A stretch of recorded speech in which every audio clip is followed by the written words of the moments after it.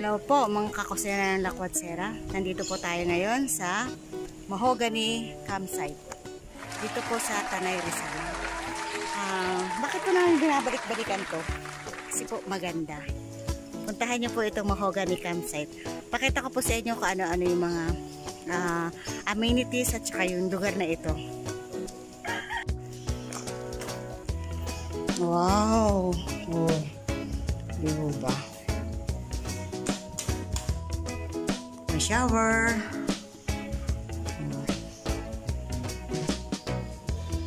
Maliit lang pero okay naman. Ito pa ho, isang isa. Dito, shower lang.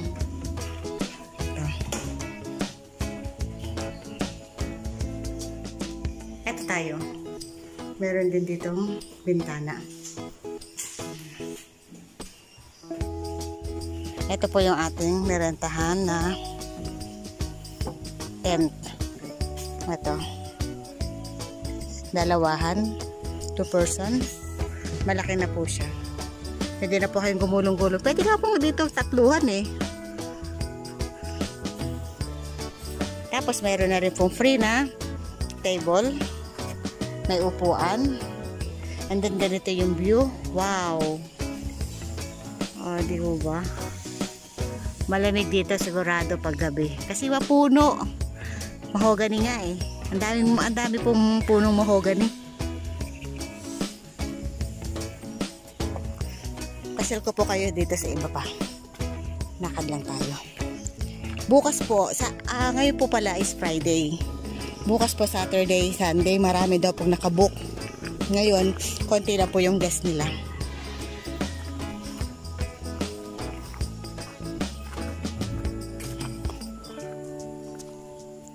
Ito po yung platform na sinasabi ko. Ito may duyan pa rin siya. Talagang pamparelax. Ito, tent 5. Tent number 5.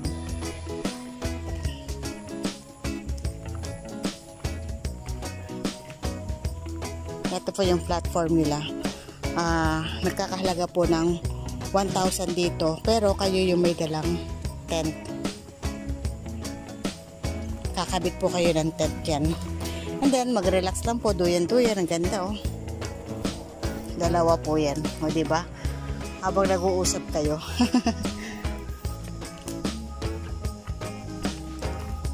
Ito po yung 2.5. Hindi natin mabuksan eh. And then, meron din po dito mga family room. 3.5. Good for 4 person. Pero pwede po siya maging 6 person. Kaya lang, additional na po kayo ng 500. And then, ito po yung isa pang papuntang view deck. Pwede po kayo dito mag-chillax din. Ito, pwede rin kayo dito maglagay ng tent kapag marami na talaga. Ina-occupahan din po ito ng tent. Tayo magsaing kasi hapon na. And then, ito po yung ating lulutuin sa araw na ito. Simple lang. Sardinas. Lagyan ko ng miswa, ay ng patola, miswa, sibuyas, bawang, and then magic. Magmamagic tayo. And then ngayon po nagsasaing na po ako. Ito po. Kasi papadilim na. Ayan po ang ating view.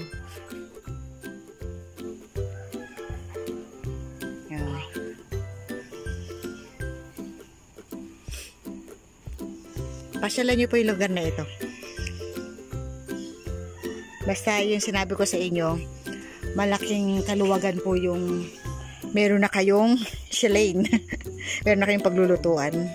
Kasi di po ba tayo mga nanay kapag kasama natin yung ating mga anak.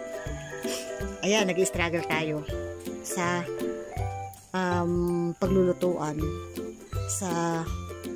Sa mga dadali nating kawali, kaldero, mga ganun. Di ba ba? Eh dito, wala na. Dadali nyo na lang. Yung lulutuin nyo. Kung ano man gusto nyo lutuin na dadalhin. Eh, hindi nyo na iisipin pa yan. Sa luto na lang kayo ng luto. Malaking ano po yung may gasol. Paano po? Magluluto lang po tayo. Papakita ko po sa inyo pag ang aking lulutuin. Ito po, pag-start na po tayo mag-isa.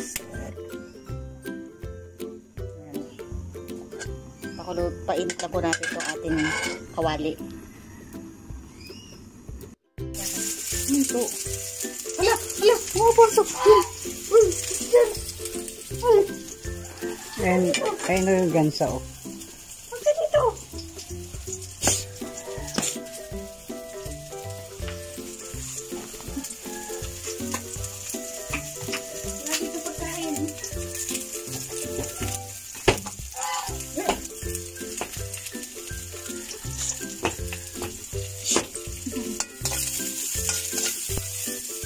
Natin ang ating patola.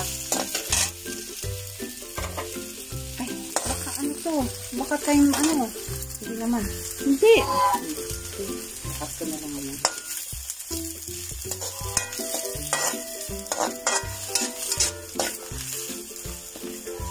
Ayun, umalis na siya. Lagay na po natin ang ating sardinas.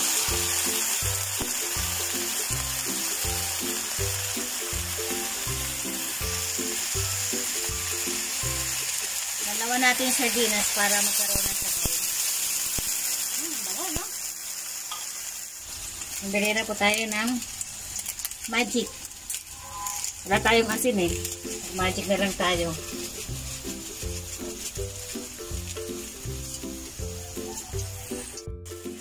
Durugin lang po natin para hindi siya magbuo-buo. Tapos, spread po. Ano lang po ito, tipid tips lang po. Pero, masarap. Lalo na kapag ganito ang lugar na kakainan nyo. Nature. Lahat po ng, kahit na simpleng ulam, mapapasarap.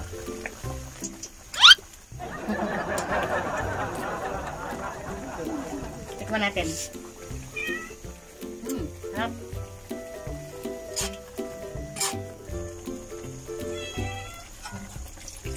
Kasi matutuyo pa yan eh.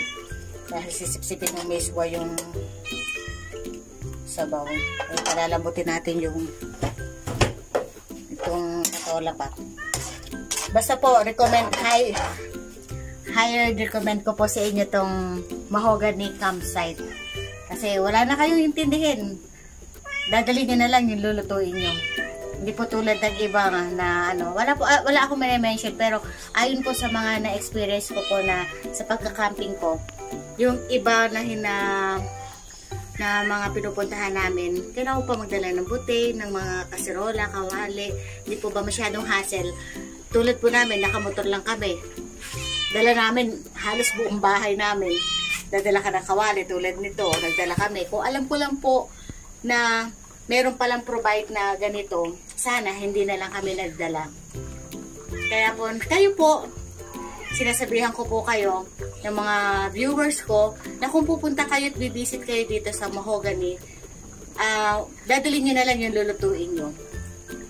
So, natutuwa lang po ako kasi sa lahat ng napuntahan namin ng mga campsite, dito lamang po ako medyo na-amaze kasi yun nga, libre na. Pagpasok mo, lahat ng mga nandito, access nyo na.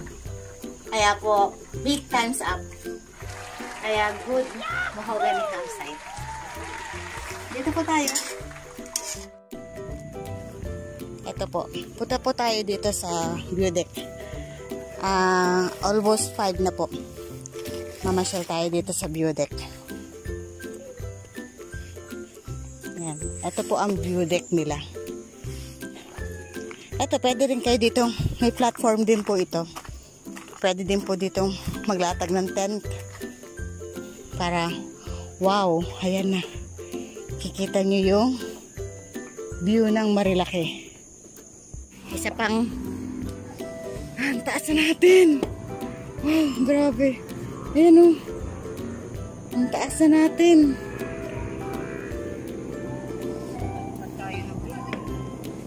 Ha? Alin? Wow! Ang ganda po. Ayun o. Kung makikita nyo dito o. Sea of cloud na po. Cloudy na siya. Ay nako. Ang ganda talaga. Panalo.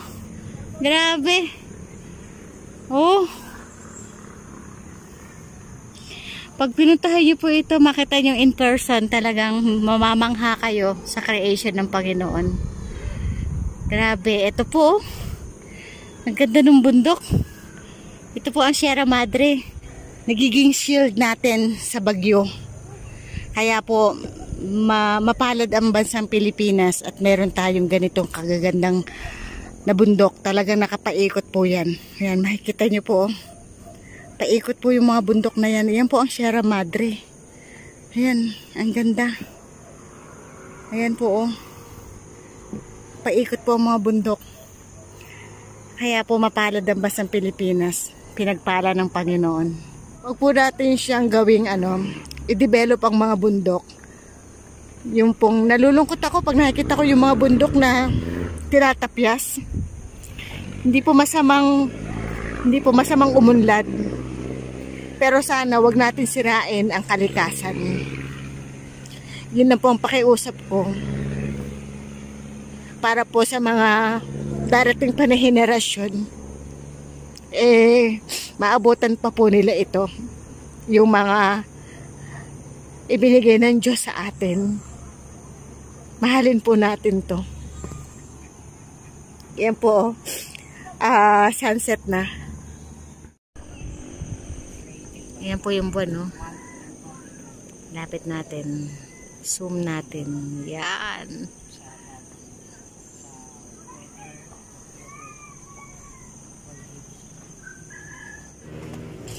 Naikot mo na to?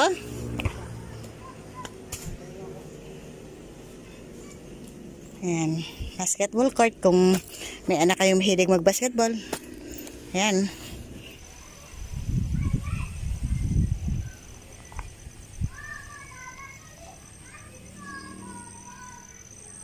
Ito po yung road papasok ng Mahogany. Ayan po. Ayan po, highway na. Yan. Tapos papasok lang po kayo. Sandali lang po. Makakapasok na kayo dito sa Mahogany. Ito po ang entrance. Ito po ang reception. Mag-ano na tayo? Kain na po tayo. Medyo gabi na.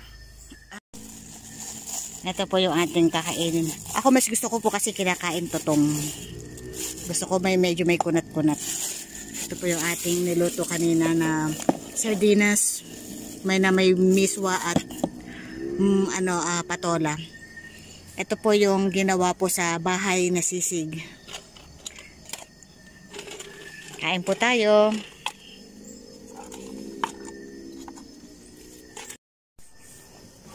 Sige po, bago po tayo kumain, pray mo naman po natin.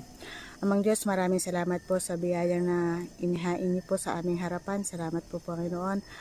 Niyo po itong i-bless upang maging kalakasan sa aming physical na pangangatawan. Salamat, Panginoon, sa nature. Salamat sa pagkakataong, Panginoon, na ibinigay niyo pong muli sa amin sa araw na ito. At pangalan namin tagapagligtas in Jesus Christ's name. Amen. Kain po. Kain po tayo, kakain. Sarap po.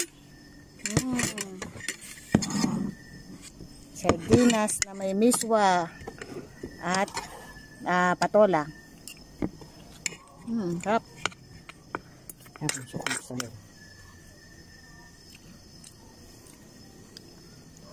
The next morning. Good morning po. Ito po tayo ngayon sa day 2. Lakas po tayo. Sarap po matulog. Malamig-lamig pa rin po yung panahon. Ayan yung pato. Aps, huwag ka pupunta rito. Puporma na naman siya. Uwi ka doon. Labas na. Yan, good morning gansa. Yan, mamuluka na naman siya. Ay, lalapitan kami. Kahapon pa yan, no? Kahapon pa yan, nanuluka na siya, oh. Good morning, pato. Nag-good morning lang kasi siya. Oh, yun talaga. Magulo. Hindi siya, madalang umihip yung hangin, pero may malamig pa rin siya. Pero hindi siya ganoon na kailangan mo mag-jacket. Kaya ka pa naman.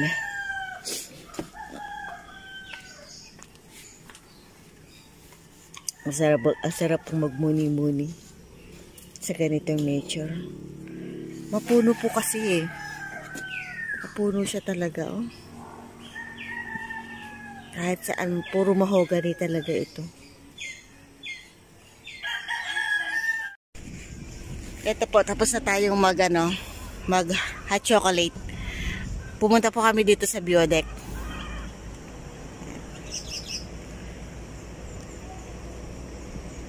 Ganda talaga ng bundok. Sana mapuntahan nyo po ito. Pag napuntahan nyo naman, grabe, parang wala talaga yung stress nyo sa Manila.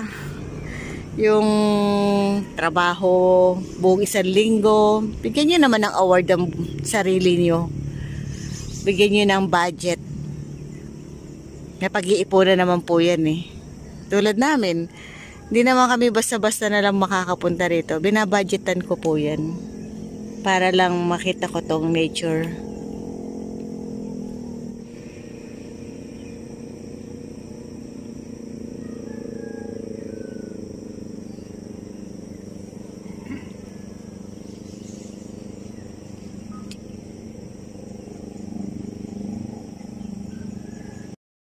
Ito po, hanging bridge, maximum po for 5 person at the time. So, hindi pwedeng mag-ano dito, mag-fully load ang kailangan 5 person lang.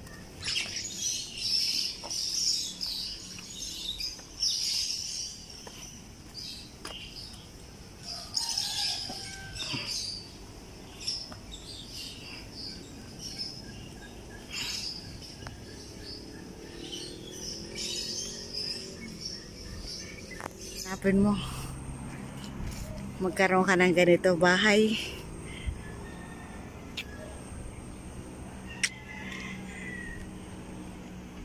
I pray na magkaroon ako ng ganito.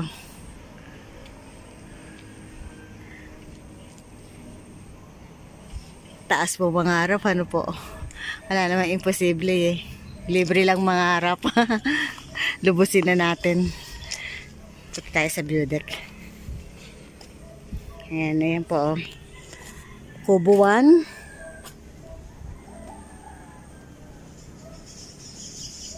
Merong saksakan.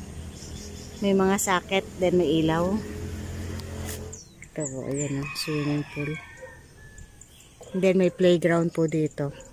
Pwede nyong dalhin yung mga anak nyo na maglalaro. Ngayon, ito yung view deck na isa. Akitin natin. Walang po ito. And then, akit tayo sa 3rd floor.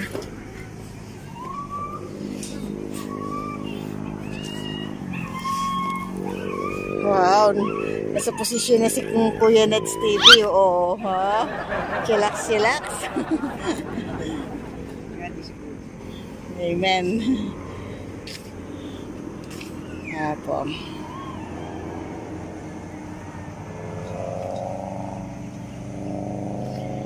Ito po yung kabilang view ng view decks na makikita nyo doon. Ito po, highway po ito ang makikita nyo dito.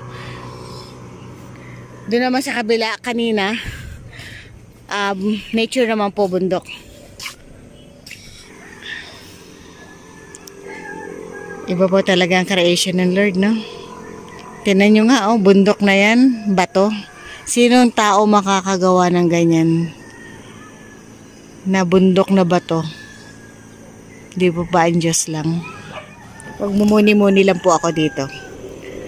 Off cam ko na tong aking cellphone para makapagmuni-muni, ma-relax ko yung isipan ko sa lugar na ito. Thank you po.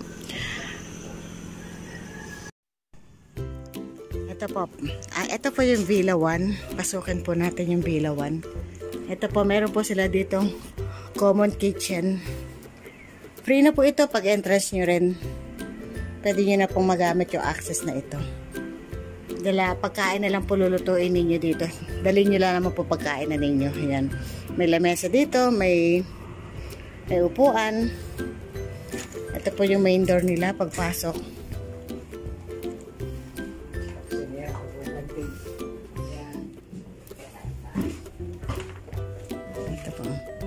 Ito po sofa bed. Christian po yung may-ari nito. Ayan, may TV. Ito, dalawa. Upuan. Tapos dalawa ulit. De bali, 4. May electric pan. Ito po, dalawa rin. De 6. Ito, may ref po dito.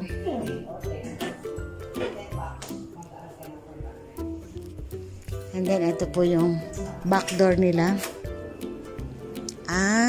Ito may duyan. May pahingahan. O, di po ba? May grilling. May hammock. Wow! Saan ka pa? Pwede po mag-chillax ulit dito. Ito po yung kanilang CR.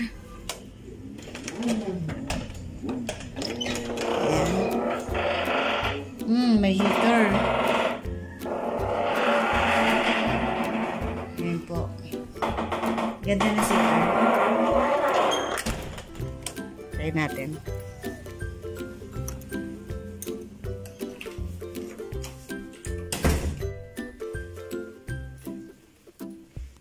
Akit po tayo.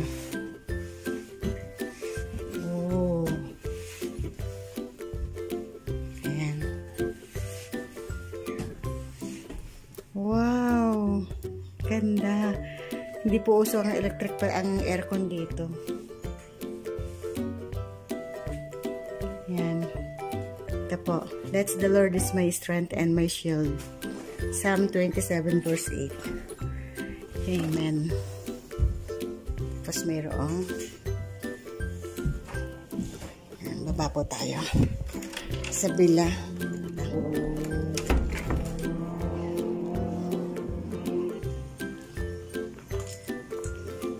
Dito, meron ditong meron po ditong rent sa Villa 3. Villa 3. Yung Villa 2 kanina yung pinuntahan natin.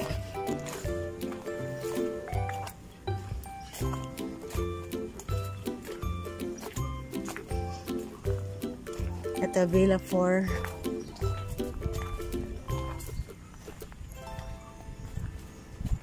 Ito, meron din po ditong hammock. Then may grilling. Pwede kayo dito magkwentuhan, may duyan.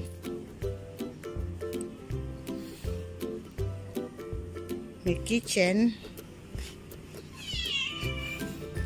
May table, may chair. Ayan.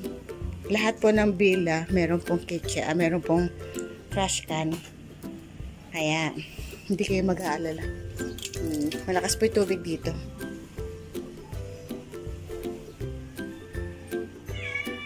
Villa 4.